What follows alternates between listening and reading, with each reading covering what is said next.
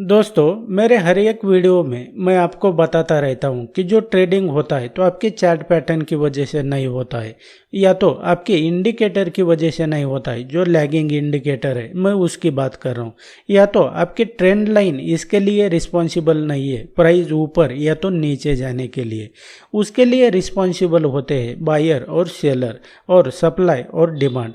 और हमें भी क्या करना होता है कि रिटेल ट्रेडर जो है तो इस बात को समझ नहीं पाते हैं। रिटेल ट्रेडर इस बात को एक्सेप्ट नहीं करते हैं कि उनको क्या लगता है कि प्राइस ऊपर या तो नीचे जाने के लिए उनके इंडिकेटर या तो chart pattern trend line responsible है। लेकिन मैं आपको जो स्मार्ट मनी होता है उसका सीक्रेट बता रहा हूँ। जो स्मार्ट मनी बैंक्स इंस्टीट्यूशन होते हैं वो रिस्पॉन्सिबल होते हैं प्राइस ऊपर या तो नीचे जाने के लिए। वैसे ही हमें क्या करना होता है एज ए रिटेलर, हम किसी भी इंस्ट्रूमेंट में प्राइस में रिवर्सल नहीं ला सकते। तो हमें सिंपल सी बात है कि जो बिग प्लेयर होते हैं उन्हें फॉलो करना होता है। हमें चार्ट पर यह देखना होता है कि वो कहाँ पर लॉन्ग एंट्री ले रहे हैं, वो कहाँ पर एग्जिट कर रहे हैं, और हमें भी उन्हें फॉलो करते हुए हमें लॉन्ग जाना है। वो कहाँ पर एग्जिट कर रहे हैं तो हमें भी वहाँ पर एग्जिट करना है। लेकिन हमें कैसे पता चलेगा कि अब वो कहाँ पर एंट्री कर रहे हैं और वो कहाँ पर एग्जिट कर रहे हैं? आपने बहुत बार ऐसा देखा होगा, जो ट्रेंड लाइन वाले फैन है तो उनको पता है। आपको बहुत बार ऐसा होता होगा कि वहाँ पर कोई भी ट्रेंड लाइन या तो कोई भी पैटर्न कुछ भी नहीं बनता है, फिर भी वहाँ से प्राइस रिवर्स हो जाता है। तो ये ऐसा क्यों होता है, और ये वीडियो भी इसी के रिगार्डिंग है। तो इसके लिए मैं आपको थोड़ा ब्रीफ कर देता हूँ कि इस वीडियो में मैं आपको बताने वाला हूँ कि जो स्मार्ट मनी होता है उनका ये सीक्रेट स्ट्रैटेजी है।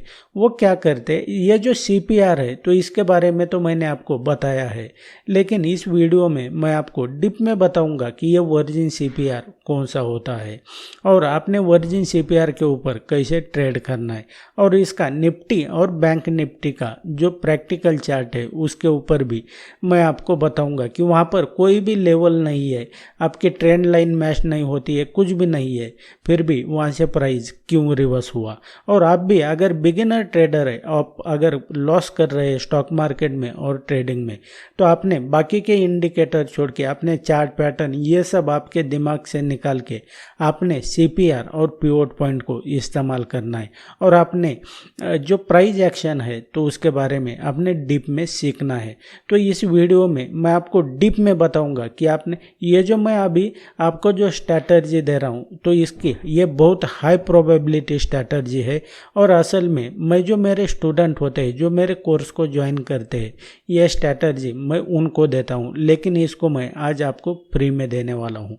तो आपसे रिक्वेस्ट है वीडियो को एंड तक ज़रूर देखना। तो दोस्तों, सबसे पहले मैं आपको बता देता हूँ कि जो वर्जिन सीपीआर होता है वो क्या होता है। उसके बाद में मैं आपको प्रैक्टिकल चार्ट के ऊपर ये जो प्राइस एक्शन है उसके रिगार्डिंग आपको बताऊंगा।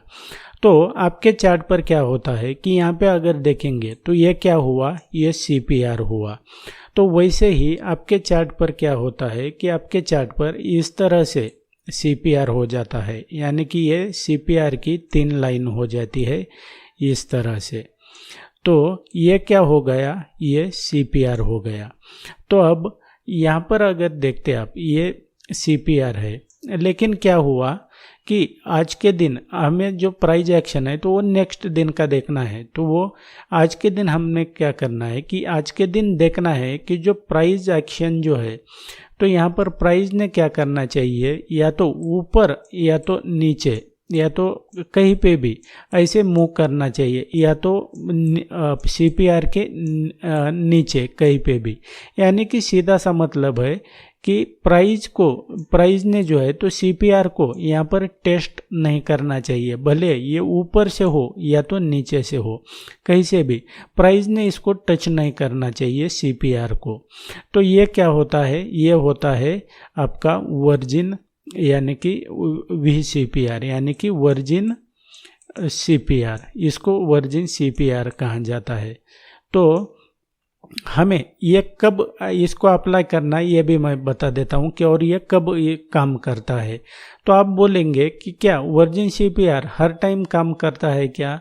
मोस्ट ऑफ टाइम जो है, तो मैं जो कह रहा हूँ तो उसको थोड़ा ध्यान से सुनना। मोस्ट ऑफ टाइम जो है तो नेक्स्ट हम अगर समझो आज के दिन ट्रेड कर रहे हैं और कल के दिन का जो वर्जिन सीपीआर है तो हमें कंसिडर करना है। मोस्ट ऑफ टाइम जो है जो प्रीवियस डे का जो वर्जिन सीपीआर है यहाँ पर वो स्ट्रांग सपोर्ट या तो रेजिस्टेंस का एक्ट करता है और वहाँ से प्राइस रिवर्स हो जाता है।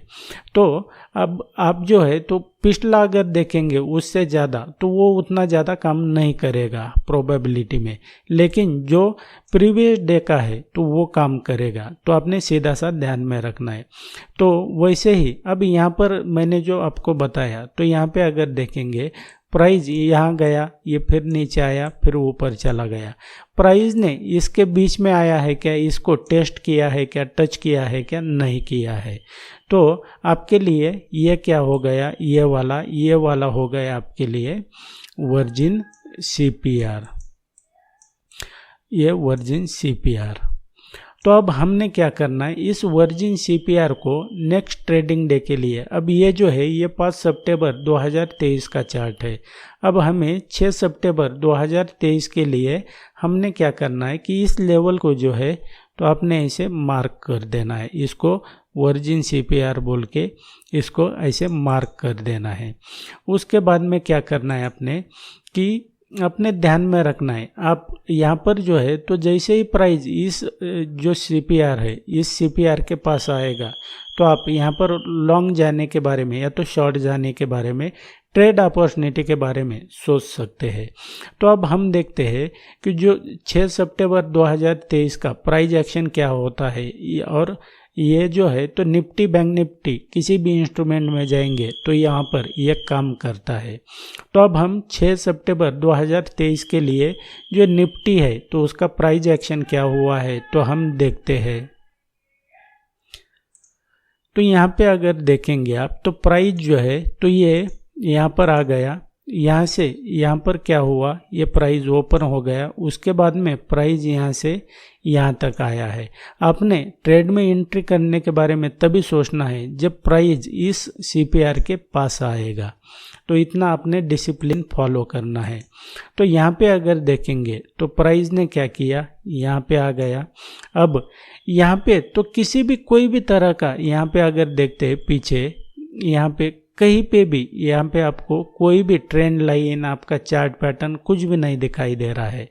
तो यहाँ से प्राइस क्यों रिवर्स हो रहा है, तो ये भी आप अगर बहुत ज़्यादा अगर होशियार ट्रेडर है तो आप भी कमेंट करके बताना, मुझे भी आपसे कुछ सीखने को मिलेगा। तो यहाँ पे अगर देखते हैं तो एग्जैक्टली प्राइस ने क्या किया, यहाँ से जो वर्जिन सीपीआर हमने मार्क किया है यहाँ से इसने यहाँ पे सपोर्ट ले लिया और उसके बाद में प्राइस क्या हुआ, ये ऊपर चला गया और ये पावर होता है वर्जिन सीपीआर का। और फाइनली मार्केट जो है तो इस लेवल पे क्लोज हो गया। अब यहाँ पे अगर देखेंगे तो ये कितना बड़ा मूवमेंट हो गया है यहाँ से यहाँ तक, ये 200-250 पॉइंट का जो ये बहुत हाई प्रोबेबिलिटी पैटर्न है। तो सॉरी ये स्ट्रैटेजी है जो स्मार्ट मनी इसमें इस्तेमाल करते हैं। यहाँ पे अगर देख रहा होगा आपको तो यहाँ पे तो किसी भी कोई भी लेवल का तो यहाँ पे कुछ भी सपोर्ट रेजिस्टेंस नहीं है, यहाँ पे तो या तो ट्रेंड लाइन नहीं है, फिर भी यहाँ से क्यों रिवर्स हो गया। तो ये होता है सीक्रेट, जो स्मार्ट मनी होता है उनका प्राइस एक्शन होता है। उसके बाद में मैं आपको बैंक निफ्टी में भी बताता हूँ। तो यहाँ पे अगर देखेंगे तो ये बैंक निफ्टी का चार्ट है और हम ये जो प्राइस एक्शन है तो ये कब के लिए देख रहे हैं हम, यहाँ पर जो है तो ये 6 तारीख के लिए हम इसका प्राइस एक्शन देख रहे हैं। तो यहाँ पे अगर देखेंगे तो इस लेवल पे ये इसका वर्जिन सीपीआर है। हमने क्या करना है, इस वर्जिन सीपीआर को हमने यहाँ पर जो है तो ये मार्क कर लेना है इस तरह से।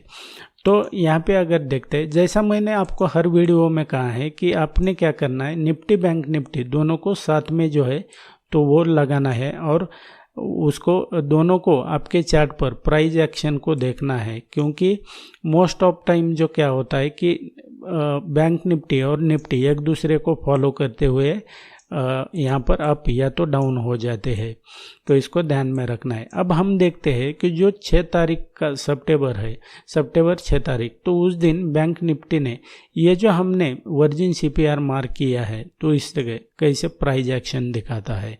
निफ्टी में तो वहाँ पर था जो सपोर्ट था वर्जिन सीपीआर का, लेकिन बैंक निफ्टी में भी था, तो इसको आपने ध्यान में रखना है। And that's it guys. यहाँ पे अगर देखेंगे इस लेवल पे, तो यहाँ से क्या किया, इसने सपोर्ट फेस किया और उसके बाद में प्राइस जो है तो ये फाइनली क्या हो गया, यहाँ पर क्लोज हो गया। यहाँ पे अगर देखेंगे तो यहाँ पर क्लोज हो गया। तो उसके बाद में जो बैंक निफ्टी है इसने कितना बड़ा मूवमेंट दे दिया ये देखेंगे, तो ये 300 लगभग 300 पॉइंट का मूवमेंट बैंक निफ्टी में कम नहीं होता है। इसीलिए मैं कहता हूँ आप जो है तो पहले सीखो प्राइस एक्शन वगैरह, जो पिवट पॉइंट सीपीआर है इसके डीप में कंसेप्ट के बारे में सोचो और इसको सीखो, तभी आपको ट्रेडिंग आएगी। अदरवाइज आप जो है आपको लोग जो है तो ये बेवकूफ़ बनाते जाएंगे। And that's it guys in this video. I hope आपने क्या करना है, ऐसा तो नहीं है कि मैंने आपको बता दिया तो आपको तुरंत समझ में आ जाएगा। आपने क्या करना है कि इस वीडियो के बाद में आपने इसको आपके चार्ट पर बैक टेस्ट करना है, सीपीआर वहाँ पर प्लॉट करके, और उसके बाद में आपको भी कॉन्फिडेंस आ जाएगा कि ये जो मैं कह रहा हूँ तो ये कितना असल में। और उसके बाद में आप अगर इसके रिगार्डिंग डीप में सीखना चाहते हैं तो आप मेरे चैनल के बाकी भी वीडियो देख सकते हैं। ये तो मैंने आपको बता दिया कि जो सपोर्ट रेजिस्टेंस, ये तो मैंने सारी चीज़ें कवर की है, लेकिन ये बात अलग है कि सपोर्ट रेजिस्टेंस आपके चार्ट पर मार्क करना, लेकिन आपको उसके लिए प्राइस एक्शन आना चाहिए। जब भी प्राइस सपोर्ट या तो रेजिस्टेंस के लेवल पे आता है तो वहाँ पर लॉन्ग जाना है या शॉर्ट जाना है, कौन सा ब्रेकआउट फेल होता है या तो रियल होता है, इसके रिगार्डिंग आपको प्राइस एक्शन का आना बहुत ज़रूरी है। और आप भी अगर प्राइस एक्शन के बारे में डीप में सीखना चाहते हैं तो आप मेरे कोर्स को भी ज्वाइन करने के बारे में सोच सकते हैं, जिसका लिंक मैंने वीडियो के डिस्क्रिप्शन में दिया हुआ है। उसके ऊपर क्लिक करके आप मुझे व्हाट्सएप या तो ईमेल के ऊपर कांटेक्ट कर सकते हैं। और आप अगर आपको थोड़ा कैंडलस्टिक का नॉलेज होना चाहिए और आप अगर कैंडलस्टिक के बारे में वीडियो में सीखना चाहते हैं तो इस वीडियो के ऊपर क्लिक करके आप सीख सकते हैं। So thanks for watching, see you in the next video.